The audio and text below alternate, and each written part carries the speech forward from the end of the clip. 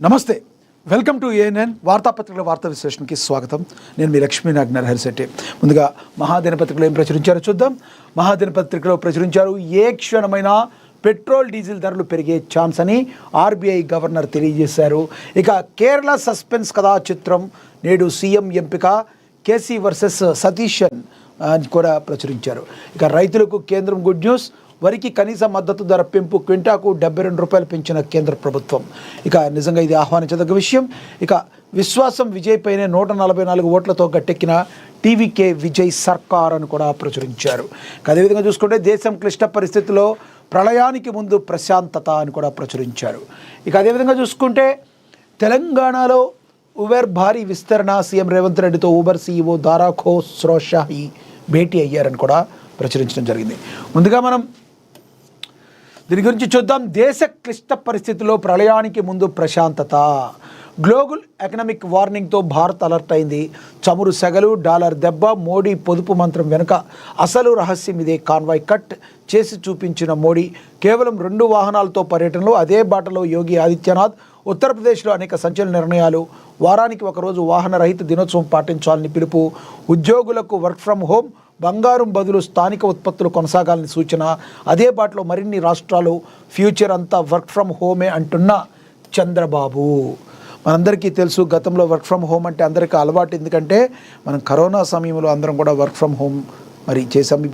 అంతకంటే ఇది చాలా పెద్ద విపత్తు, లాంగ్ ప్రాసెస్లో ఉన్న విపత్తు. ఎందుకంటే పశ్చిమాసియా దేశాల్లో యుద్ధ వాతావరణం నెలకొన్న తర్వాత అక్కడ అశాంతి నెలకొన్న నేపథ్యంలో ఆ యొక్క ప్రభావం మొత్తం కూడా మరి అన్ని ప్రపంచ దేశాల మీద పడింది. భారతదేశం మీద కూడా అందుకోవడమీ మినహాయింపు కాదు.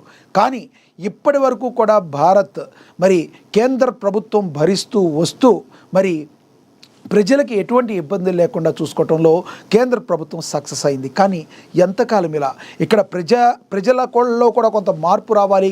కొంత పొదుపు మంత్రాన్ని పాటిస్తే మాత్రమే మరి దీన్ని సరిగ్గా ఎదుర్కొనడానికి కొంత అవకాశం ఉంటుంది. మరి ఎవరో చెప్పి, కేంద్ర ప్రభుత్వం చెప్పి మీరు పొదుపు మంత్రం చెయ్యాలంటాం కాదు. సాక్షాత్తు ప్రధాని నరేంద్ర మోడీయే మరి తన కాన్వాయ్ని తగ్గించుకుని కేవలం 2 కార్లతోనే తను ముందుకు వెళుతూ మరి ఈ రోజున ఎంతోమందికి స్ఫూర్తినిచ్చారని తెలియజేయడం జరుగుతుంది. ఇక రానున్న రోజుల్లో అంతా కూడా వర్క్ ఫ్రమ్ హోమ్ విధంగా ఉంటుందని ఏపీ ముఖ్యమంత్రి చంద్రబాబు నాయుడు కూడా తెలియజేయడం జరిగింది. ప్రజల్లో మార్పు రావాలి. ప్రస్తుతం ఉన్న పరిస్థితులను బట్టి ఇప్పుడు మనం ఫర్ ఎగ్జాంపుల్ ఉదాహరణకి చూద్దాం. మన ఇంట్లో కొంత అమౌంట్ ఉంది.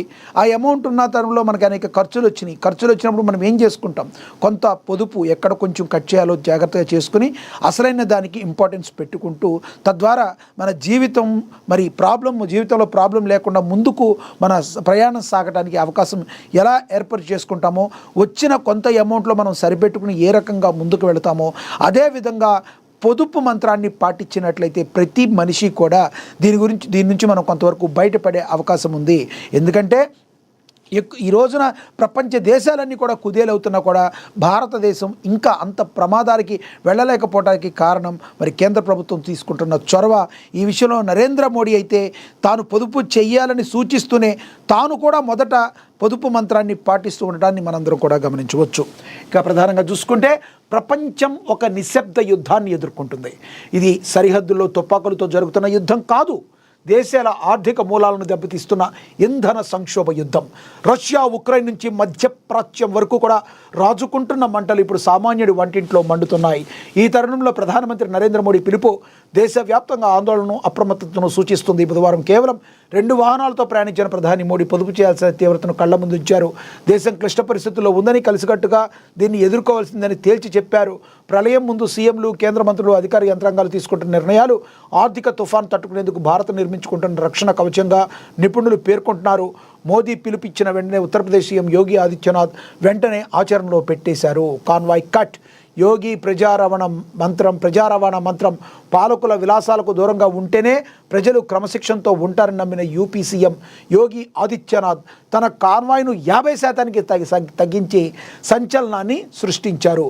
మనం ఏదైనా ఒకటి చేస్తున్నామంటే దానికి సంబంధించి ముందు మనం పాటించి ఏదైనా చెప్తాకి అవకాశం ఉంటుంది. వారానికి ఒకరోజు వాహన రహిత దినోత్సవం. మంత్రులు, అధికారికి సైతం బస్సులు, మెట్రోల్లో ప్రయాణించేలా నిబంధన. ఇంధనంతో పాటు విద్యుత్ ఆదా కోసం ప్రభుత్వ కార్యాలయాల్లో ఏసీ నియంత్రణ చేయనున్నారు. ఇక 40 దేశాల్లో ఇప్పటికే అమలు. చమురు సంక్షోభం, యుద్ధాల ప్రభావం, డాలర్ ఒత్తిడి, పెరుగుతున్న ఇంధన ధరలు ప్రపంచ దేశాలన్నింటినీ ఒక్కసారిగా అప్రమత్తాన్ని అయితే చేస్తున్నాయి. ఇలాంటి పరిస్థితుల్లో ప్రధాని నరేంద్ర మోడీ ఇచ్చిన పొదుపు, నియంత్రణ, స్వావలంబన పిలుపు ఇప్పుడు అంతర్జాతీయ ధోరణికి ప్రతిబింబంగా కనిపిస్తుంది. కొందరు రాజకీయంగా విమర్శిస్తున్న వాస్తవానికి ప్రపంచవ్యాప్తంగా ప్రభుత్వాలు ప్రజలను వినియోగం తగ్గించండి, ఇంధనం ఆదా చేయండి, అనవసర ప్రయాణాలు తగ్గించండి అంటూ హెచ్చరిస్తున్నాయి. ఇప్పటికే ప్రపంచవ్యాప్తంగా 40కి పైగా దేశాలు ఇంధన పొదుపు కోసం అత్యవసర చర్యలు ప్రారంభించాయి. కొన్ని చోట్ల వారానికి 4 రోజులే పని విధానం అమలు చేస్తున్నారు. మరికొన్ని దేశాలు ప్రభుత్వ ఉద్యోగులకు తప్పనిసరిగా వర్క్ ఫ్రమ్ హోమ్ అమలు చేస్తున్నాయి. కొన్ని దేశాలు అయితే పెట్రోల్ రేషన్ విధానం, ఈవినింగ్ డ్రైవింగ్ రూల్స్, రాత్రి మార్కెట్లు ముందుగానే మూసివేత, ప్రభుత్వ ప్రయాణాల ఆంక్షలు వంటి కఠిన నిర్ణయాలు దాకా వెళ్ళాయి. పాకిస్తాన్లో ప్రభుత్వ కార్యాలయాలకు 50% రిమోట్ విధానం అమలు చేస్తున్నారు. శ్రీలంకలో బుధవారం ప్రభుత్వ కార్యాలయాలకు సెలవు ప్రకటించారు. బంగ్లాదేశ్లో విద్యుత్ ఆదా కోసం యూనివర్సిటీలకు సెలవు ఇచ్చారు. ఇండోనేషియా, థాయిలాండ్, మలేషియా వంటి దేశాలు వర్క్ ఫ్రమ్ హోమ్ను ప్రోత్సహిస్తున్నాయి. దక్షిణ కొరియాలో ప్రభుత్వ ఉద్యోగులకు ఈవెన్ వాహన వినియోగ నిబంధనలు అమల్లో ఉన్నాయి. వర్క్ ఫ్రమ్ హోమ్ 2.0 ఒకప్పుడు కరోనా వల్ల వచ్చిన వర్క్ ఫ్రమ్ హోమ్ సంస్కృతి ఇప్పుడు ఇంధన పొదుపు కోసం తిరిగి రాబోతుంది. ఏపీ ముఖ్యమంత్రి చంద్రబాబు నాయుడు సైతం భవిష్యత్ అంతా కూడా డిజిటల్ వర్క్ ఫోర్స్ దేనని సంకేతాలు ఇస్తున్నారు. ఉద్యోగులు ఇంటి నుంచే పనిచేయడం వల్ల రోడ్లపై లక్షలాది లీటర్ల పెట్రోల్ కూడా ఆదా అవుతుంది. మనం ఆదా చేసే ప్రతి చుక్క పెట్రోల్ దేశం నుంచి బయటకు వెళ్లే డాలర్లను అరికడుతుంది. గ్లోబల్ అలర్ట్ కూడా ఉంది. భారత్ తీసుకున్న ఈ చర్యలకు వివిక్తకమైనవి కావు. ప్రపంచవ్యాప్తంగా 40కి పైగా దేశాలు ఇప్పటికే ఎమర్జెన్సీ మోడ్లోకి వెళ్ళాయి. శ్రీలంక, పాకిస్తాన్ ఇప్పటికే ఇంధన లేమితో అల్లాడుతూ ఉన్నాయి. మరి ఇలాంటి పరిస్థితుల్ని మనం గమనించి భారతదేశం ఈ రకంగా ఉంది అంటే ప్రజల్లో కొంత మార్పు రావాలి. ప్రజలు అనవసర ఖర్చులను తగ్గించుకుని, అనవసర ప్రయాణాలు తగ్గించుకుని, రోడ్ల మీదకి రావడాన్ని తగ్గించుకుని కాలినడకను ఉపయోగించుకోవాలి. అవసరమైతే సైకిళ్లను కూడా ఉపయోగించుకోవాలి దగ్గర తిరిగేదానికి. ఇవన్నీ కూడా ఇలా చేస్తే మాత్రమే పెట్రోల్ యొక్క పరిస్థితులను మనం కొంతవరకు కట్టడి చేయగలం. మరి ఈ పొదుపు మంత్రాన్ని పాటించాలని చెప్తున్న మరి కేంద్ర ప్రభుత్వం కావచ్చు, సాక్షాత్తు ప్రధానమంత్రి నరేంద్ర మోడీయే తన కాన్వాయ్ని తగ్గించుకున్నారు. యోగి ఆదిత్యనాథ్ కూడా మరి ఉత్తరప్రదేశ్ సీఎం ఆయన కూడా తగ్గించుకున్నారు. ఎంతోమందికి స్ఫూర్తిగా నిలిచారు. రానున్న రోజుల్లో ప్రజలందరూ కూడా ఈ చమురుకు సంబంధించి పొదుపు చేయాలి. అదేవిధంగా నీటిని కూడా పొదుపు చేయాలి, విద్యుత్తుని పొదుపు చేయాలి. ఈ రకంగా చేయకపోతే మరిన్ని కష్టాల్లోకి అన్ని దేశాలు ఎలా నెట్టివేయబడ్డాయో మన భారతదేశం కూడా వెళ్ళిపోయే అవకాశం ఉంది. కాబట్టి మేలుకో భారతీయుడా, కంపల్సరీ పొదుపు మంత్రాన్ని పాటించు అని చెప్పి మరి కేంద్ర ప్రభుత్వం కావచ్చు, ప్రధానమంత్రి నరేంద్ర మోడీ కావచ్చు చెప్తూ ఉంటారని మనం గమనించవచ్చు. అందరూ కూడా మరి మనసా వాచా కర్మణ అనుకుంటే మాత్రమే దీన్ని ముందుకు తీసుకెళ్ళాం. మీరేమనుకుంటున్నారో ఈ విషయంలో కామెంట్ బాక్స్లో కామెంట్ అయితే చేయండి. ఇక తదుపరి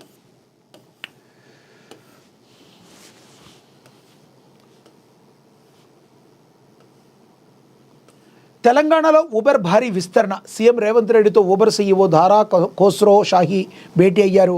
హైదరాబాద్లో సెంటర్ ఆఫ్ ఎక్సలెన్స్ విస్తరణకు ఊబర్ నిర్ణయించింది. అమెరికా బయట తొలి కార్యాలయం హైదరాబాద్లోనే పార్కింగ్ రంగంలోకి రావాలని ఊబర్కు సీఎం రేవంత్ సూచన చేశారు. భారత ఫ్యూచర్ సిటీలో కార్పొరేట్ ఆఫీస్ ఏర్పాటుపై ఊబర్ ఆసక్తి తెలిపారు. ప్రముఖ క్యాబ్ సేవా సంస్థల ఊబర్ తెలంగాణలో తమ కార్యకలాపాలు భారీగా విస్తరించేందుకు ప్రణాళిక సిద్ధం చేస్తుంది. ఈ మేరకు ఊబర్ సీఈఓ ధారా ఖోస్రో షాహీ నేతృత్వంలో ప్రతినిధి బృందం బుధవారం ముఖ్యమంత్రి రేవంత్ రెడ్డితో సమావేశమయ్యారు. హైదరాబాద్లోని జూబ్లీహిల్స్లో ఉన్న సీఎం నివాసంలో జరిగిన ఈ భేటీలో రాష్ట్రంలో కంపెనీ విస్తరణ, నగరాల్లో పార్కింగ్ సమస్యలు, రాబోయే భారత్ ఫ్యూచర్ సిటీల అవకాశాలపై కీలక చర్చలు జరిపారు. హైదరాబాద్లో తమ సెంటర్ ఆఫ్ ఎక్సలెన్స్ సీఈఓను విస్తరించినట్లు ఈ సందర్భంగా సీఎంకు ధారా ఖోస్రో షాహీ తెలిపారు. అమెరికా వెలుపల ఏర్పాటు చేసిన మొట్టమొదటి సీఈఓ ఇదేనని, ప్రస్తుతం ఇక్కడ 600 మంది ఇంజనీర్లు పనిచేస్తున్నారని, భవిష్యత్తులో దీన్ని మరింతగా పెంచనున్నామని వివరించారు. ఈ సందర్భంగా నగరాల్లో ముఖ్యంగా మెట్రో స్టేషన్ల వద్ద ఎదురవుతున్న పార్కింగ్ ఇబ్బందులను సీఎం రేవంత్ రెడ్డి ప్రస్తావించారు. ఈవీ ఛార్జింగ్ స్టేషన్లతో కూడిన మల్టీ లెవెల్ పార్కింగ్ సౌకర్యాలను ఏర్పాటు చేసే అంశాన్ని పరిశీలించారు. ఊబర్కు సూచించారు. పట్టణ రద్దీని తగ్గించేందుకు పార్కింగ్ నిర్వహణ రంగంలోకి ప్రవేశం కావాలని, అవకాశాలపై అధ్యయనం చేయాలని కోరారు. సీఎం ప్రతిపాదనపై ఊబర్ ప్రతినిధులు సానుకూలంగా స్పందించారు. దీనిపై సమగ్రంగా అధ్యయనం చేస్తామని హామీ ఇచ్చారు. మరి ముఖ్యమంత్రి ముందు చూపుకి ఇదొక మనం నిదర్శనంగా చెప్పుకోవచ్చు. ఇక ఫ్యూచర్ సిటీలో కూడా కార్పొరేట్ ఆఫీసు రాష్ట్ర ప్రభుత్వం ప్రతిష్టాత్మకంగా చేపడుతున్న 30,000 ఎకరాల భారత ఫ్యూచర్ సిటీ ప్రాజెక్టు గురించి సీఎం రేవంత్ ఈ సందర్భంగా వారికి వివరించారు. ప్రపంచంలోనే ప్రముఖ కంపెనీలు ఆకర్షించడమే లక్ష్యంగా ఈ ప్రాజెక్టు రూపొందిస్తున్నట్లుగా తెలిపారు. ఈ ప్రాజెక్టుపై ఆసక్తి చూపిన ధారా ఖోస్రో షాహీ అక్కడ తమ కార్పొరేట్ కార్యాలయాన్ని ఏర్పాటు చేసేందుకు సిద్ధంగా ఉన్నామని తెలిపారు. ఇక తమ భవిష్యత్తు విస్తరణకు ప్రభుత్వ సహకారం కావాలని కోరారు. ఈ సమావేశంలో Uber chief business officer Madhu Kannan, Uber India president Prabhjit Singh, CTO Praveen, Nippalli Naga, CM ప్రత్యేక కార్యదర్శి తదితరులు ఈ కార్యక్రమంలో పాల్గొనడం అయితే జరిగింది అని తెలియజేశారు. అదేవిధంగా విశ్వాసం విజయ్ పైనే మనకు తెలుసు, మరి అనేక నాటకీయ పరిణామాల మధ్య మరి విజయ్ సర్కార్ అయితే కొలువుదీరింది. అయితే కేవలం ఒక్క సీటు ఫస్ట్ ఒక 6 నుంచి 8 సీట్లు తగ్గాయి, ఆయనకి 108 వచ్చాయి. అంటే 10 సీట్లు తగ్గాయి. ఆ తర్వాత ఒక్కోటి మద్దతు కూడగట్టుకుంటూ ఒక్క సీటు తగ్గిన నేపథ్యంలో కూడా ఆఖరికి 4 నుంచి 5 రోజుల పాటు సమయం తీసుకుని ప్రమాణ స్వీకారానికి గవర్నర్ సంతకం వరకు అవడానికి ఎన్నో ఇబ్బందులు పడ్డ విజయ్ ఎట్టికేలకు శాసనసభలో మరి తమ యొక్క మెజారిటీని నిరూపించుకున్నారు. అది కూడా మామూలుగా కాదు, 144కి. అన్నాడీఎంకేలో చీలిక రావడం వలన మరి బేషరతుగా అన్నాడీఎంకేలో 30 మంది మరి బయటకు వచ్చేసి టీవీకే పార్టీ విజయ్కు ఓటు వేయడం ద్వారా తద్వారా మరి తమ విజయ్ యొక్క సర్కార్ అయితే ఏర్పాటు చేశారు. అందరూ కూడా విజయ్ పైనే తమిళనాడు ప్రజలు మరి ఎన్నో ఆశలు పెట్టుకున్న పరిస్థితిని మనందరం కూడా గమనించవచ్చు. మరి రానున్న రోజుల్లో విజయ్ ఒక నిష్పక్షపాత పాలన, అదేవిధంగా ప్రజా ఆమోద్య పాలన అందించాలని తమిళనాడు ప్రజలు ఎంతగానో కోరుకుంటున్నారు. మరోవైపు తమిళనాడులో ఇదే సమయంలో సనాతన ధర్మాన్ని నిర్మూలించాలని మరొకసారి మరి ఉదయనిధి స్టాలిన్ అనే ప్రతిపక్ష నేత, డిఎంకే ప్రతిపక్ష నేత మాట్లాడిన మాటల్ని ఖండించకుండా మరి విజయ్ దానికి ఓకే అని చెప్పిన విధంగా సంజ్ఞ చేస్తూ నమస్కారం చేసిన విధానం కొంతమందిలో ఇప్పటికే మరి ఆగ్రహ జ్వాలలు రేకెత్తిచ్చున్నాయి. తద్వారా విజయ్ ఒక రకంగా కొంత నెగిటివిటీ అయ్యారు. సరిగ్గా ఈ విషయాల్ని ఒక తాటి మీదకి వెళ్ళి సరిగ్గా మరి అన్ని కుల మతాలని సరిగ్గా చూసేటట్టు మరి నిజంగా మరి సెక్యులర్ భావాలు కలిగిన పార్టీగా విజయ్ నిరూపించుకోవాలంటే హిందువులకు సంబంధించి కూడా, ఈయన పేరు జోసెఫ్ విజయ్ మనకు తెలుసు, ఆయన క్రిస్టియన్ అని తెలుసు, కానీ హిందువుల యొక్క మనోభావాలను కూడా గౌరవించాల్సిన బాధ్యత విజయ్ పైన ఉంటుంది. లేకపోతే మాత్రం విజయ్కి కూడా తరువాత చొక్కెదురు తప్పదు, ప్రజల్లో వ్యతిరేకత తప్పదు. దీన్ని గమనించి విజయ్ ప్రభుత్వం ఒళ్ళు దగ్గర పెట్టుకుని పని చేయాలని చెప్పి విశ్లేషకులందరూ కూడా అభిప్రాయపడుతున్నారు. చిన్న చిన్న తప్పులుంటే వాటిని కరెక్ట్ చేసుకుని విజయ్ అందరికీ సమన్యాయం పాటిస్తూ ముందుకు వెళ్ళాలని తమిళనాడు ప్రజలైతే కోరుకుంటున్నారు. ఇది వాస్తవం. ఇక అన్నాడీఎంకేలో మేజర్ చీలిక వచ్చింది. విజయ్కే సపోర్ట్ 5 ఏళ్ల సుస్థిర పాలన అందిస్తామని సీఎం ప్రకటించారు. విశ్వాస పరీక్షలో తమిళనాడు సీఎం విజయ్ నెగ్గారు. అంచనాలకు మించి మద్దతు కూడగట్టారు. తమది సుస్థిర సర్కారని 5 ఏళ్ల నుంచి 5 ఏళ్ల మంచి పాలన అందిస్తామని ప్రకటించారు. విజయ్ నేతృత్వంలోని ప్రభుత్వ అసెంబ్లీలో తమ బలాన్ని నిరూపించుకుని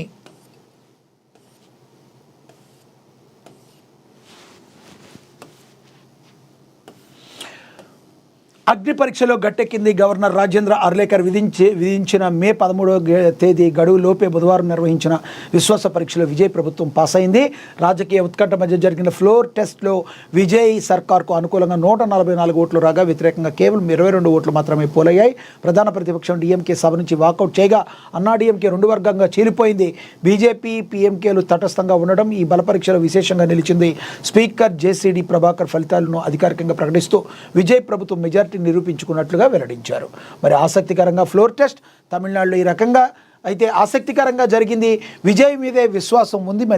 మరి విజయ్ ఏం చేస్తారు, ఏ రకంగా మరి ఆయన పరిపాలన ఉంటుందనడానికి 6 నెలల నుంచి 1 సంవత్సరం పాటు ఆయనకైతే గడువు అయితే ఇవ్వాలి.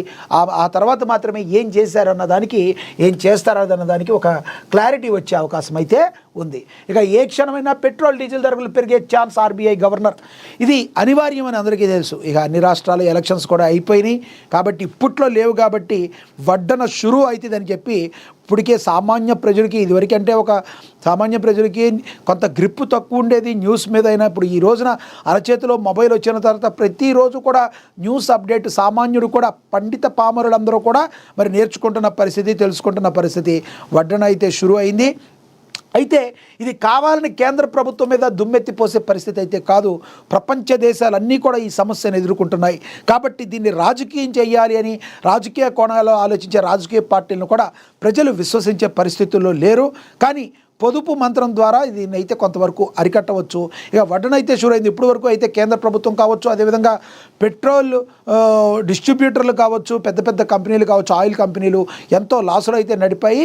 మరి ఇప్పుడైతే వడ్డన షురూ చేసేటట్టుగా అవకాశం అయితే కనబడుతుంది. ఏ క్షణమైనా పెట్రోల్ డీజిల్ ధరలు పెరిగే అవకాశం చాలా చాలా స్పష్టంగా కనబడుతుంది.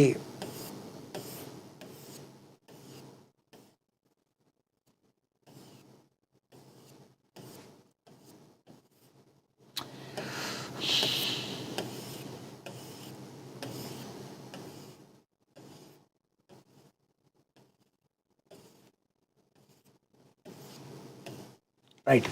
పశ్చిమాసియాలో ఉద్రిక్తతలు మొదలై ఇప్పటికే సుమారుగా 75 రోజులైంది. ఇప్పటి వరకు కూడా పెట్రోల్, డీజిల్, గ్యాస్ ధరలు పెరగనప్పటికీ ప్రభుత్వం వాటిని భరిస్తూ వచ్చింది. అయితే యుద్ధం ఇలానే కొనసాగితే ధరలు ఏ క్షణమైనా పెంచే అవకాశం ఉందని ఆర్బీఐ గవర్నర్ సంజయ్ మల్హోత్రా సంచలన ప్రకటన చేశారు. భారతదేశం మొత్తం దిగుమతుల్లో 6వ వంతు ఆ ప్రాంతం నుంచే వస్తూ ఉండగా ఎగుమతుల్లో 6వ వంతు అక్కడికే వెళుతున్నాయని చెప్పారు. దీనికి తోడు విదేశాల నుంచి వచ్చే నిధుల్లో దాదాపుగా 40% ఎరువుల దిగుమతుల్లో, 40% గ్యాస్ సరఫరాలో, దాదాపు 60% ఆ ప్రాంతంలోనే ముడిపడి ఉన్నాయని, ఇది ఆ ప్రాంత పరిణామాలకు భారతదేశాన్ని ఎంతగానో గురి చేస్తుందని వివరించారు.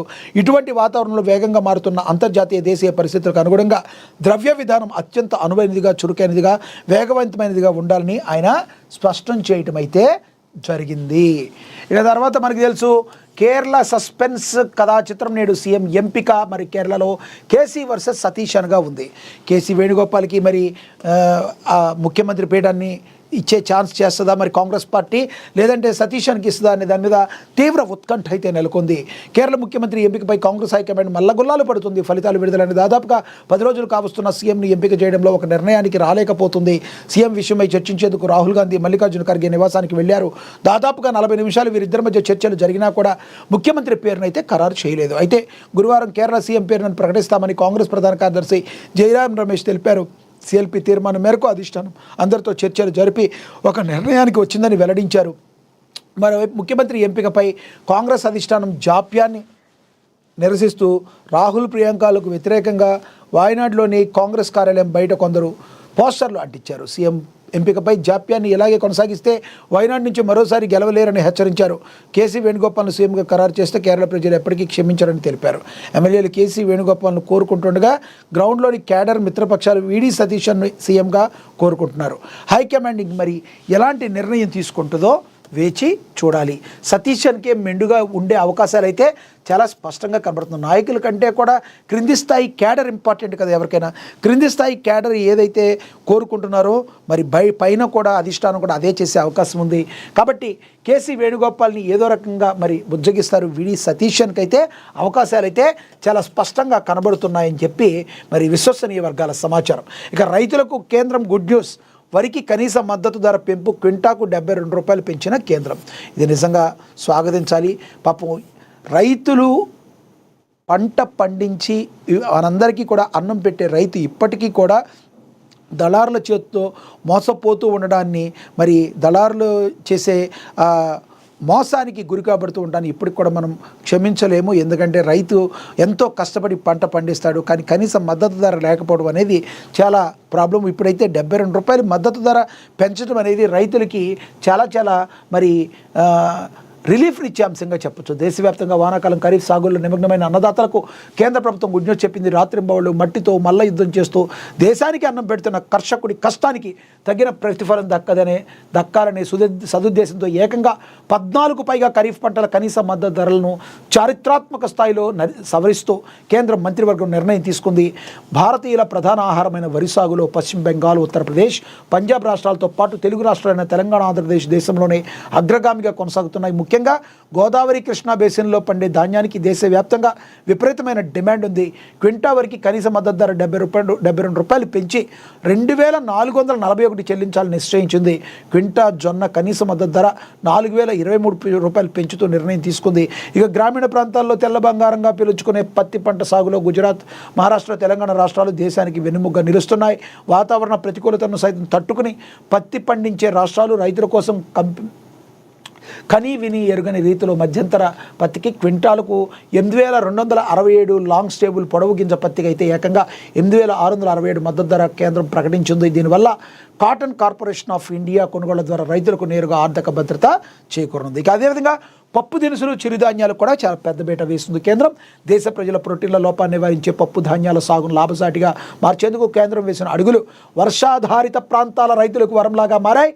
కందులు, పెసర్లు, మినుములు వంటి పప్పు దినుసుల సాగులో మధ్యప్రదేశ్, మహారాష్ట్ర, రాజస్థాన్, ఉత్తరప్రదేశ్, కర్ణాటక రాష్ట్రాలు సింహభాగాన్ని ఆక్రమిస్తున్నాయి. ఈ రాష్ట్రాలు రైతులను మరింత ప్రోత్సహించే దిశగా కిందకు కందులకు క్వింటాలకు 8450, పెసర్లకు గరిష్టంగా 8780, మినుములకు 8200 చొప్పున ఆకర్షణీయమైన మద్దతు మద్దతు ధర నిర్ణయించారు. దీనికి తోడు వాతావరణ మార్పును తట్టుకుని అతి తక్కువ నీటితో పెరిగే చిరుధాన్యాలైన సజ్జలను రాజస్థాన్, ఉత్తరప్రదేశ్ అత్యధికంగా పండిస్తూ ఉన్నారు. ఇక ఆత్మనిర్భర్ భారత్ దిశగా దేశంలోనే వంట నూనెల దిగుమతుల భారాన్ని తగ్గించి విదేశీ మార్గద్రవ్యాన్ని ఆదా చేసే దిశగా నూనె గింజల మద్దతు ధరను కేంద్రం అనూహ్యంగా పెంచడం వ్యవసాయ రంగంలో మరో చారిత్రాత్మక ఘట్టం. ఏదేమైనా రైతులకైతే ఓవరాల్గా కేంద్ర ప్రభుత్వం అయితే గుడ్ న్యూస్ అయితే చెప్పింది అని ప్రచురించడం జరిగింది. ఇక తదుపరి పోలీసుల విచారణకు బండి భగీరథ్ డుమ్మా, 15న వస్తానని ఈమెయిల్. మరిన్ని సెక్షన్లను జోడించిన పోలీసులు రెండోసారి బాధితురాలి స్టేట్మెంట్ రికార్డ్ చేసిన పోలీసులు నేడు హైకోర్టులో భగీరథ్ పిటిషన్పై విచారణకు అవకాశం ఉంది. ఎందుకంటే తను బెయిల్ కోరుకుంటూ మరి పిటిషన్ అయితే వేశారు. మైనర్ బాలికపై అత్యాచార ఆరోపణలు ఎదుర్కొన్న కేంద్ర మంత్రి బండి సంజయ్ కుమారుడు బండి భగీరథ్ పోలీసుల విచారణకు గైర్హాజరయ్యారు. పేట్ బషీరాబాద్ పోలీస్ స్టేషన్లో బండి భగీరథ్పై పోక్సో కేసు నమోదైంది. స్పెషల్ ఇన్వెస్టిగేషన్ టీం ఈ కేసును విచారిస్తుంది. మరి ఇందులో భాగంగా విచారణకు రావాల్సిన భగీరథ్ పోలీసులు నోటీసులు జారీ చేశారు. బుధవారం మధ్యాహ్నం 2 గంటలకు పోలీసులు ముందు విచారణకు రావాలని నోటీసులు పేర్కొన్నారు. అయితే సమయం గడిచినప్పటికీ కూడా భగీరథ్ పోలీసు విచారణకు హాజరు కాలేదు. ఈ కేసుకు సంబంధించిన ఎఫ్ఐఆర్లో పలు సెక్షన్ల పోలీసులు జోడించారు. BNS 74, 75తో పాటు సెక్షన్ 5 రెడ్ విత్ 6 కింద కేసులు నమోదు చేశారు. బాధితురాల నుంచి రెండోసారి కూడా స్టేట్మెంట్ అయితే రికార్డ్ అయితే చేశారు. తాజాగా నిందితులపై తీవ్రమైన లైంగిక దాడి ముందుగా ప్లాన్ చేసే లైంగిక చర్యలకు పాల్పడినట్లు సెక్షన్ 5(1) మరి కూడా పోలీసులు జతపరిచారు. మరోవైపు ముందస్తు బెయిల్ కోసం తెలంగాణ హైకోర్టు బండి భగీరథ్ పిటిషన్ వేశారు. ఈ పిటిషన్పై హైకోర్టు వెకేషన్ బెంచ్ నేడు విచారణ చేపట్టనుంది. నిర్ణీత సమయానికి భగీరథ్ పోలీసుల ముందుకు రాకపోవడం చర్చనీయాంశంగా మారింది. నోటీసులు ఇచ్చినప్పటికీ భగీరథ్ హాజరు కాకపోవడంతో పోలీసులు తదుపరి ఏ విధంగా స్పందిస్తారనేది ఆసక్తికరంగా మారింది. మరోసారి నోటీసులు జారీ చేస్తారా లేదా చట్టపరంగా చర్యలు తీసుకుంటారా అనేది వేచి చూడాలి. ఇక పోలీసులకు ఈమెయిల్ అయితే పంపాడు భగీరథ్. తనపై నమోదైన పోక్సో కేసు విచారణ పోలీసులకు పూర్తి స్థాయిలో సహకరిస్తానని, విచారణను ఎదుర్కొనేందుకు 15వ తేదీ వస్తానని పేర్కొంటూ భగీరథ్ పోలీసులకు ఈమెయిల్ లేఖ పంపారు. తనపైన తన కుటుంబం పైన లేనిపోని అభాండాలు వేస్తున్నారని పేర్కొన్న భగీరథ్ కేసు విచారణను పూర్తి స్థాయిలో న్యాయపరంగా ఎదుర్కొంటానని, కేసులో పోలీసులకు పూర్తిగా సహకరిస్తానని పేర్కొన్నారు. తనకు 12వ తేదీలోపు పోలీసులు నోటీసులు జారీ చేశారని, కేవలం 2 రోజులు గడువును మాత్రమే కోరుతున్నానని లేఖలో ఆయన తెలపడం అయితే జరిగింది. ఏదేమైనప్పటికీ కూడా ఇది ఈరోజు అయితే మరి కోర్టులో విచారణకు వచ్చే అవకాశం అయితే స్పష్టంగా కనబడుతుంది. చూడాలి మరి కోర్టు ఎటువంటి తీర్పునిస్తుందో అనేది. Gold monetisation scheme. ఎస్, మన ఇంట్లో ఉన్న గోల్డ్ని మనం వడ్డీ తెచ్చుకునే విధంగా, మనకి అది వడ్డీ తెచ్చిపెట్టే విధంగా ఒక స్కీమ్ రాబోతుంది. ఇది మధ్యతరగతి మానవుడికి, ఇంట్లో ఉన్న గోల్డ్ దాచుకున్న వాళ్ళకి మరి ఇది ఒక ఆదాయంగా కూడా రానున్నది అనేది మనకి స్పష్టం అవుతుంది. ఇళ్లలో మూలుగుతున్న 34,000 టన్నుల పసిడి బయటకు, ఆర్థిక సంక్షోభానికి చెక్ పెట్టేలా కేంద్ర వ్యూహం. అమెరికా, ఇరాన్ ఉద్రిక్తతల వేళ టెన్షన్ దిగుమతుల భారాన్ని దించేలా gold metal loan. America, Iran దేశాల మధ్య రగులుతున్న ఉద్రిక్తతల సెగ భారత ఆర్థిక వ్యవస్థను తీవ్రంగా తాకుతుంది. ఈ భౌగోళిక రాజకీయ పరిణామాల నేపథ్యంలో విదేశ మారక ద్రవ్య నిల్వలు ఆందోళనకర స్థాయిలో ఒడిదుడుకులకు గురవుతున్న ఈ ఆర్థిక విపత్తు నుంచి దేశాన్ని కాపాడుకునేందుకు విదేశీ కరెన్సీ ఆదా చేసేందుకు గాను ప్రజలు 1 ఏడాది పాటు బంగారు కొనుగోళ్లు ఆపేయాలని సాక్షాత్తు ప్రధానమంత్రి నరేంద్ర మోడీ ఇచ్చిన పిలుపు దేశవ్యాప్తంగా తీవ్ర చర్చనీయాంశంగా మారింది. ప్రధాని ఉద్దేశం దేశభక్తితో కూడుకున్న అయినప్పటికీ కూడా ఈ నిర్ణయంపై జ్యువెలరీ పరిశ్రమ తీవ్ర ఆందోళన వ్యక్తం చేస్తుంది. పసిడి కొనుగోళ్లు ఆగిపోతే ఏళ్ల తరబడి ఇదే వృత్తిని నమ్ముకున్న కోట్లాది మంది కార్మికులు జీవితాలు వీధిన పడతాయని హెచ్చరిస్తుంది. ఈ సంక్లిష్ట పరిస్థితుల్లో అటు దేశ ఆర్థిక వ్యవస్థను కాపాడుకుంటూనే ఇటు లక్షలాది కుటుంబాలు కూడా రోడ్డున పాలు కాకుండా ఉండేందుకు గోల్డ్ మానిటైజేషన్ స్కీము మరి తీసుకొస్తుంది. ఇక జీవనోపాధిని రక్షించే అద్భుతమైన ప్రత్యామ్నాయంగా గోల్డ్ మానిటైజేషన్ స్కీమ్ తెరపైకి వచ్చింది. 3.5 కోట్ల మంది ఉపాధిపై నీడలు ఆందోళనలో పరిశ్రమ ఉంది. బంగారం కొనవద్దని ప్రదానం చేసి చూసిన జ్యువెలరీ రంగాన్ని బెంబేలెత్తిస్తుంది. All India jewellers and goldsmith federation తాజా అంచనాల ప్రకారం దేశవ్యాప్తంగా ఈ స్వర్ణకార పరిశ్రమపై ఆధారపడి సుమారుగా 3.5 కోట్ల మంది కార్మికులు ప్రత్యక్షంగా పరోక్షంగా ఉపాధి పొందుతున్నారు. ఏకబిగిన బంగారం కొనుగోళ్లు నిలిచిపోతే ఆభరణాల తయారీ రంగానికి ఆర్డర్లు ఆగిపోయి 3.5 కోట్ల మంది ఉపాధి తీవ్ర ప్రమాదంలో పడే అవకాశం ఉందని ఫెడరేషన్ ఆవేదన వ్యక్తం చేస్తుంది. ఆర్థిక సంక్షోభానికి బ్రహ్మాస్త్రం. ఈ క్లిష్టతరంలో మోడీ ప్రభుత్వానికి గోల్డ్ మానిటైజేషన్ స్కీమ్ ఒక సంజీవునిలా కనిపిస్తుంది. వాస్తవానికి ఈ పథకాన్ని కేంద్ర ప్రభుత్వం 2015లోనే అత్యంత ప్రతిష్టాత్మకంగా ప్రారంభించింది. భారతీయ కుటుంబాల ఇళ్లలో, దేవాలయాల ట్రస్టుల్లో, వివిధ సంస్థల వద్ద నిరుపయోగంగా పడి ఉన్న బంగారాన్ని బ్యాంకింగ్ వ్యవస్థ ద్వారా దేశ ఆర్థిక వృద్ధిలోకి తీసుకురావడమే ఈ స్కీమ్ యొక్క ప్రధానమైన లక్ష్యం. ఒక అంచనా ప్రకారం ప్రస్తుతం భారతీయులలో సుమారుగా 34,000 టన్నుల బంగారం లాకర్లకే పరిమితమైంది. కానీ విచారకరమైన విషయం ఏంటంటే ఈ పథకం కింద ఇప్పటివరకు కేవలం 39 టన్నుల బంగారం మాత్రమే డిపాజిట్ అయింది. 2026 ఆర్థిక సంవత్సరంలో దేశంలో బంగారం దిగుమతులు ఏకంగా 24% పెరిగి దేశ ఖజానాపై సుమారుగా $72 బిలియన్ లక్షల కోట్ల రూపాయల విపరీతమైన భారం పడింది. ఈ నేపథ్యంలో ఈ స్కీమ్ను మరింత ఆకర్షణీయంగా మార్చి పునరుద్ధరించాలని నిపుణులు సూచిస్తున్నారు. అసలు ఇది ఇంపార్టెంట్, ఇది చూద్దాం. ఈ పథకం ఎలా పనిచేస్తుందంటే ఈ గోల్డ్ మానిటైజేషన్ స్కీమ్ వినియోగదారులకు ఎంతగానో లాభదాయకమైంది. ప్రజలు తమ ఇళ్లలో వాడకుండా ఉన్న పసిడిని బ్యూరో ఆఫ్ ఇండియన్ స్టాండర్డ్స్ గుర్తింపు పొందిన నిర్దేశిత కేంద్రాల్లో సురక్షితంగా డిపాజిట్ చేసుకోవచ్చు. ఆ బంగారాన్ని తీసుకుని బ్యాంకులు వినియోగదారులకు అధికారిక డిపాజిట్ల సర్టిఫికేట్లను అందజేస్తాయి. వినియోగదారులు వీలును బట్టి స్వల్పకాలిక అంటే 1 నుంచి 3 ఏళ్ల మధ్యకాలిక, 5 నుంచి 7 ఏళ్ల దీర్ఘకాలిక, 12 నుంచి 15 ఏళ్ల ప్రాతిపదికన ఈ డిపాజిట్లు స్వీకరిస్తారు. లాకర్లో పెడితే ఎలాంటి ఆదాయం రాకపోగా నిర్వహణ ఛార్జీలు పడతాయి. కానీ ఈ స్కీమ్లో పెడితే బ్యాంకు లేదా ప్రభుత్వం నిర్ణయించిన వడ్డీ కూడా అదనపు ఆదాయంగా సమకూరుతుంది. ప్రస్తుతం SBI, ICICI, HDFC వంటి దేశంలోనే ప్రధాన బ్యాంకులన్నీ ఈ సేవలు అత్యంత పారదర్శకంగా అందిస్తున్నాయి. ఇక ఆభరణాల రంగానికి ఊపిరి గోల్డ్ మెటల్ లోన్ అని కూడా తెలుస్తుంది. చూడాలి మరి ప్రజల నుంచి ఏ మేరకు దీని గురించి ఒక స్పందన వస్తుంది, ఎంతవరకు సక్సెస్ అవుతుంది అనేది మనం కూడా వేచి చూడాల్సిన పరిస్థితి. ఇక తదుపరి చూస్తే వర్క్ ఫ్రమ్ హోమ్ విధానాన్ని ప్రోత్సహించాలని సీఎం చంద్రబాబు పిలుపునిచ్చారు. అమరావతిలో బైసర్ ఇన్స్టిట్యూట్ ఆఫ్ కిమ్స్ ఆసుపత్రి నిర్మాణానికి శంకుస్థాపన చేశారు. ఇక ఆల్ ఇండియా జనరల్ సెక్రటరీగా మరి గోవిందరావు ఎన్నికయ్యారు. నేలకొండపల్లిలో national union of branch post masters GDS all of India assistant general సెక్రటరీగా కణతాల గోవిందరావును ఎన్నుకోవడం అయితే జరిగిందని ప్రచురించారు. ఇన్ఛార్జి ఎంపీడీఓలను సత్కరించారు. సర్పంచ్ను కారేపల్లిలో. ఇక అదేవిధంగా చూసుకుంటే మరి వరంగల్లో అమ్మవారికి వెండి సమర్పించారు. శ్వేత సునీల్ దంపతులను ప్రచురించారు. పెను ప్రమాదాలకు కారణమవుతున్న పుల్ల ట్రాక్టర్లు మరి ITC సమీపంలో ఘోర ప్రమాదం, యువకుడి పరిస్థితి చాలా విషమంగా ఉందని కూడా మరి తెలుస్తుంది. ఇక అదేవిధంగా పేద సొంతినికి కళ నెరవేర్చిన ఇందిరమ్మ పథకం, పేదింటి గృహప్రవేశంలో సందడి, బొర్గం పహాడ్లో ఇందిరమ్మ ఇంటి గృహప్రవేశంలో పాల్గొన్నారు ఉప సర్పంచ్ మరియు కాంగ్రెస్ నాయకులు అని కూడా తెలియజేశారు. కోఆపరేటివ్ చైర్మన్ రేసులో పొంగులేటి అనుచరులు ఉన్నారంట. ఇక దమ్ముపేటలో అవకాశం ఇవ్వాలంటూ యాదవ్ సంఘం కూడా తెలియజేస్తుంది. ఇక రౌడీ షీటర్లకు పోలీసులు కౌన్సిలింగ్ ఇచ్చారు. మరి వరంగల్ కమిషనరేట్ పరిధిలోని మరి హసన్పర్తి పోలీస్ స్టేషన్లో నూతనంగా బాధ్యతలు తీసుకున్న మహేందర్ ఇన్స్పెక్టర్ ఆఫ్ పోలీస్ ఆధ్వర్యంలో రౌడీ షీటర్లకు ఈ కౌన్సిలింగ్ ఇచ్చారు.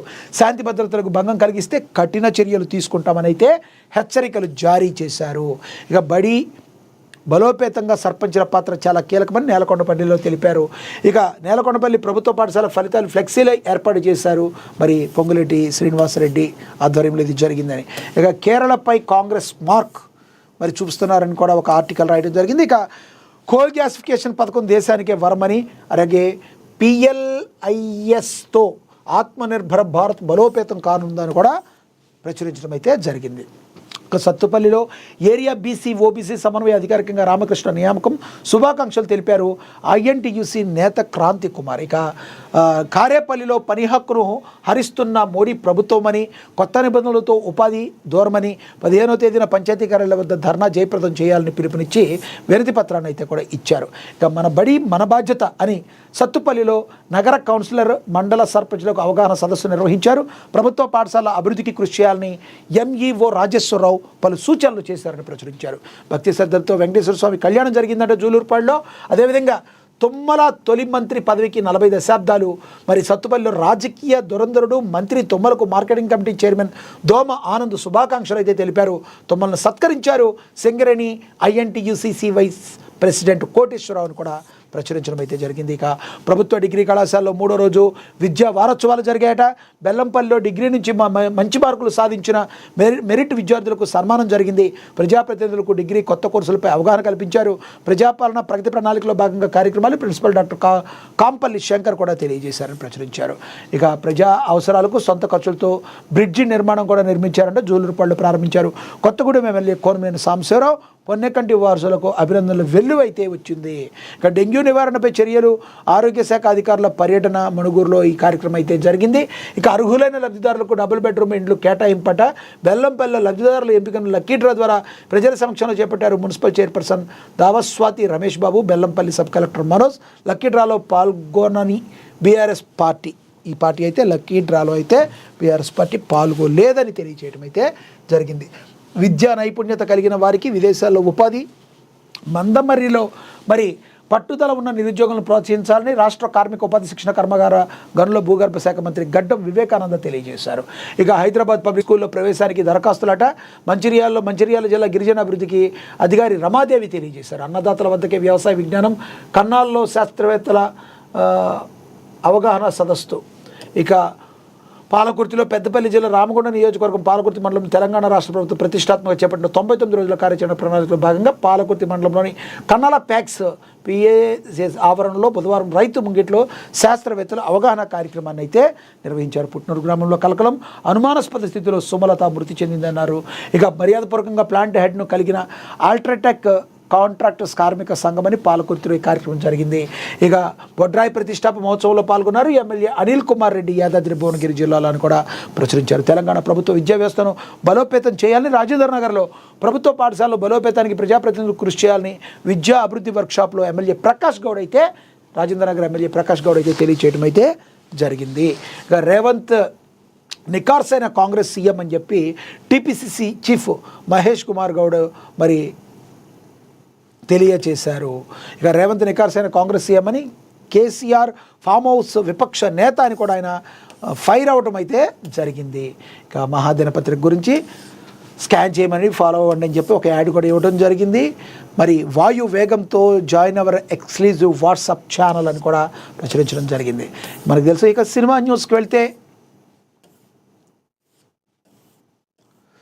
భర్త విడిపోతున్నట్లు రూమర్స్. నటి ఏమందంటే, బాలీవుడ్ ప్రముఖ హీరోయిన్ మౌని రాయ్ విడాకులు తీసుకుందని వార్తలు వినిపిస్తున్నాయి. భర్త సూరజ్ నమీరియాని ఇన్స్టాలో అన్ఫాలో చేయడమే దీనికి కారణం. ఇప్పటికీ వీళ్ళిద్దరు విడివిడిగా ఉంటున్నారు. విడాకుల తతంగం కూడా పూర్తయిందని టాక్ వినబడుతుంది. ఈ క్రమంలో తనపై వస్తున్న పుకార్లపై మౌని స్పందించింది. సోషల్ మీడియాలో పోస్ట్ పెట్టింది. మీడియా వాళ్ళకు విజ్ఞప్తి, అవాస్తవాలను ప్రచారం చేయొద్దంది. మాకు కాస్త ప్రైవసీ ఇవ్వండి అని ప్లీజ్ అని మౌని రాయ్ తెలిపింది. తన ఇన్స్టా స్టోరీలో రాసుకొచ్చింది. మరి విడాకుల వార్తలో నిజానిజాలేంటి అనేది త్వరలోనే స్పష్టత ఇచ్చే అవకాశం ఉంది. 2018లో దుబాయ్లో కలుసుకున్న సురాజ్ మౌని రాయ్ 4 ఏళ్ల పాటు ప్రేమించుకున్నారు. పెద్దల్ని ఒప్పించి 2022లో గోవా వేదికగా పెళ్లి చేసుకున్నారు. మలయాళీ, బెంగాలీ సంప్రదాయ పద్ధతులు ఈ వేడుక జరిగింది. సూరజ్ దుబాయ్కి చెందిన బిజినెస్ మ్యాన్ కాగా, మౌని హిందీ దక్షిణాది చిత్రాల్లో హీరోయిన్ నటిస్తున్నారు. మరి లేటెస్ట్గా అయితే చిరు విశ్వంబర్లోనూ ఒక ఐటెం సాంగ్ చేశారు. మరి మౌని రాయ్ అని కూడా తెలియజేశారు. మనకి పూజా హెగ్డే గురించి మనకు ఆల్రెడీ తెలుసు. పూజా హెగ్డే అందాల అస్త్రం. ఎవరేమనుకున్న కథానాయకుల్లో 99% మంది గ్లామర్తోనే గుర్తింపు పొందాలని భావిస్తారు. అవకాశాల వేటకు గ్లామర్స్ ఫోటోలను వాడుతుంటారు. ఇందుకు నటి పూజా హెగ్డే కూడా అతీతం కాదనే తెలుస్తుంది. మరి సాహసం ఎవరు చేయలేరు. అందరి పోటీలో పాల్గొని తర్వాత సినీ రంగ ప్రవేశం చేసిన బ్యూటీ 2012లో ముఖముడి అనే చిత్రం ద్వారా కోలీవుడ్లో హీరోయిన్గా పరిచయం అయ్యారు. ఈ చిత్రం విజయం సాధించకపోయినా మరి పేరు వెలుగులోకి వచ్చింది. అలా టాలీవుడ్లో అవకాశాలు అందుకున్నారు. అక్కడ మొదట్లో యువ హీరోలతో జతకట్టి ఆ తర్వాత మహేష్ బాబు, అల్లు అర్జున్, ప్రభాస్ వంటి ప్రముఖ హీరోలతో నటించి స్టార్డమ్ను పొందారు. అయితే ఈ మధ్య పూజా హెగ్డే నటించిన చిత్రాలు వరుసగా ఫ్లాప్ కావడంతో అక్కడ డిమాండ్ తగ్గింది. అదేవిధంగా హిందీలో నటించిన చిత్రాలు ఇవి కూడా సక్సెస్ కాలేదు. కోలీవుడ్లోని బాముకు అదే పరిస్థితి అయితే ఏర్పడింది. ప్రస్తుతం చేతిలో 1-2 చిత్రాలే ఉన్నాయి. దీంతో అవకాశాల వేటలో పడ్డారు. అందులో భాగంగా తన ఆదిలో తీసుకున్న గ్లామరస్ ఫోటోలను తన ఇన్స్టాగ్రామ్లో పోస్ట్ చేశారు. అవి ఇప్పుడు సామాజిక మాధ్యమాల్లో అయితే వైరల్గా మారాయి పూజా హెగ్డేవి. ఇక తదుపరి సాగర కన్యను తలపించిన ఊర్వశి. ఫ్రాన్స్లో జరుగుతున్న క్యాన్స్ ఫిల్మ్ ఫెస్టివల్లో దేశ విదేశీ తారల తలుకులతో కనువిందుగా సాగుతుంది. మంగళవారం ఆరంభమైన ఈ ఫెస్టివల్ ఈ నెల 23తో ముగుస్తుంది. తొలి రోజు రెడ్ కార్పెట్పై పీచ్ కలర్ ఫ్రాక్తో తలుకులు మెరిశారు ఆలియా భట్. అయితే ఆలియా చేసిన కొన్ని వ్యాఖ్యలు విమర్శలకు దారితీశాయి. సినిమాల్లో లీడ్ రోల్స్లో ఎవరు నటిస్తారు అనేది ప్రేక్షకులు చూడరు, వాళ్ళ కథ ముఖ్యం అని పేర్కొనడంతో పాటు ఆలియా ఈ ఫెస్టివల్లో ఇంకా మాట్లాడుతూ, బార్బీ లాంటి మహిళా ప్రాధాన్యం ఉన్న చిత్రాలకు ప్రపంచవ్యాప్తంగా ఆదరణ లభిస్తుంది. అయితే భారత్లో మాత్రం 75% సినిమాలు మాస్ ప్రేక్షకులను దృష్టిలో పెట్టుకునే రూపొందిస్తారు. అవన్నీ హీరో ప్రధానంగా సాగే సినిమాలే అంటూ చెప్పుకొచ్చింది ఆలియా భట్. ఇక పెద్దిలో ఆటే కాదు, అసలు కథే వేరు. టాలీవుడ్ బాక్సాఫీస్ గత కొంతకాలంగా డల్ అయిపోయింది. చాలా వారాలుగా పెద్ద సినిమాలు ఏమీ విడుదల కాకపోవడం లేదు. చిన్న చిత్రాలు ఏవి ఆశించిన స్థాయిలో విజయం సాధించలేదు. దీంతో థియేటర్స్ దగ్గర సందడే కనిపించలేదు. మళ్ళీ ఆ సందడి రావాలంటే ఓ భారీ చిత్రం రావాలి, సూపర్ హిట్ కొట్టాలి. అందుకే ఇప్పుడు అందరి చూపులు పెద్ద వైపు ఉన్నాయి. చాలా రోజుల తర్వాత తెలుగు నుంచి విడుదలవుతున్న పాన్ ఇండియా చిత్రం ఇది. జూన్ 4న ప్రపంచవ్యాప్తంగా విడుదల కాబోతుంది. ఒక్కరోజు ముందే అంటే జూన్ 3నే ప్రీమియర్లతో పెద్ద సందడి చేయనుంది. ఇప్పటికే ప్రమోషన్స్ మొదలయ్యాయి. వరుస ఇంటర్వ్యూలు ఇస్తున్నారు. మే 18న ట్రైలర్ రిలీజ్ చేస్తారు. ఆ తర్వాత రామ్ చరణ్ కూడా ప్రమోషన్లో పాల్గొంటారు. ఇలా నెల మొత్తం ఇండస్ట్రీలో పెద్ద టాపిక్కే నడుస్తుంది. ఇది ఇలా ఉండగా పెద్దికి సంబంధించిన ఓ ఆసక్తికర వార్త బయటకు వచ్చింది. ఇది కేవలం గ్రామీణ నేపథ్యంలో సాగే స్పోర్ట్స్ డ్రామా మాత్రమే కాదట, అంతకు మించి స్టోరీలో సినిమాలో ఉందట. ఆడుతో పాటు ఊరికి సంబంధించిన ఎమోషన్ని కథలో బలంగా చూపించబోతున్నారని దర్శకుడు బుచ్చిబాబు. ఊరి బాగు కోసం హీరో ఏం చేశాడనేది ఈ సినిమా కథ. దానికి స్పోర్ట్స్ బ్యాక్గ్రౌండ్ని ఎంచుకుని అద్భుతమైన సన్నివేశాలు అల్లాడట బుచ్చిబాబు. కోచ్గా శివరాజ్ కుమార్, హీరో తండ్రిగా జగపతి బాబు పాత్రలకు కూడా బలంగా తీర్చిదిద్దారట. హీరోతో పాటు ఈ రెండు పాత్రలు నిడివి కూడా ఎక్కువగానే ఉంటుందని సమాచారం. సినిమాలో కీలక పాత్రల తీరు ఎలా ఉంటుందో ట్రైలర్ చూపించే అవకాశాలున్నాయి. ఇప్పటి వరకు పెద్ద కథ ఏంటి అనేది ఎవరికీ తెలియదు, ఎక్కడా లీకులు కూడా కాలేదు. ట్రైలర్ వస్తే కానీ అసలు ఈ సినిమా స్టోరీ ఏంటనేది తెలియదు. కుస్తీ, క్రికెట్ ఆటలకు కథతో ఉన్న సంబంధం ఏంటనేది కూడా ట్రైలర్లో చూపించే అవకాశం అయితే ఉంది. టాలీవుడ్కి బిగ్ షాక్ తగిలింది. ఐబొమ్మ మళ్ళీ వచ్చేసింది. తెలుగు సినిమా పరిశ్రమకు బిగ్ షాక్. ఇమిడి రవిని పోలీసులు పట్టుకున్న తర్వాత ఐబొమ్మ పని అయిపోయింది అనుకున్నారు. కానీ అతను బెయిల్ మీద వచ్చిన తర్వాత మళ్ళీ ఇది రావడం అందరినీ ఆందోళనకు గురి చేస్తుంది. ప్రొడ్యూసర్ని తాజాగా రిలీజ్ అయిన కొత్త సినిమాలని వెబ్సైట్లో కనిపిస్తున్నాయి. ఈ సైట్ నిర్వాహకుడు రవి అరెస్ట్ కావడంతో ఇక సమస్య తీరిపోయిందని భావించిన సినీ పెద్దలకు తాజా పరిణామాలు అయితే షాక్ ఇస్తున్నాయి. కొన్ని నెలల క్రితం సైబరాబాద్ పోలీసులు ఈ నెట్వర్క్ను ఛేదించి కీలక సూత్రధారిగా భావిస్తున్నారు. రవిని చేసిన సంగతి తెలిసింది. అయితే అరెస్ట్ చేసిన సంగతి తెలిసింది. ఇటీవల ఆయన బెయిల్పై విడుదలైన కొద్ది రోజులకే సైట్ మళ్ళీ ప్రత్యక్షం కావడం చర్చనీయాంశంగా మారింది. ప్రస్తుతం ఐబొమ్మ తమ డొమైన్లను మార్చుకుంటూ మళ్ళీ రంగప్రవేశం చేసింది. థియేటర్లో ఉన్న తాజా చిత్రాలు, ఓటీటీలు విడుదలైన కొత్త కంటెంట్ ఈ సైట్లలో ప్రత్యక్షమవుతూ ఉండడంతో సినీ వర్గాలు విస్మయం వ్యక్తం చేస్తున్నాయి. నిర్వాహకుడు బెయిల్పై ఉన్న సమయంలో సైట్ మళ్ళీ యాక్టివ్ అవడం వెనుక ఉన్న నెట్వర్క్ను పోలీసులు నిశ్చితంగా గమనిస్తున్నారు. ఏం చేస్తారో వేచి చూడాల్సిన పరిస్థితి అయితే కనబడుతుంది. సో ఈ రకంగా ఎప్పటికప్పుడు కూడా నిష్పక్షపాతంగా వార్తలను ప్రచురించే ప్రజలకి, అదేవిధంగా ప్రభుత్వానికి వారధిగా ఉంటూ పనిచేసే ఏకైక పత్రిక మహాదినపత్రిక. ఇప్పుడే డౌన్లోడ్ చేసుకోండి. ఇది వాటి వార్తాపత్రికల వార్తా విశ్లేషణ. నమస్తే.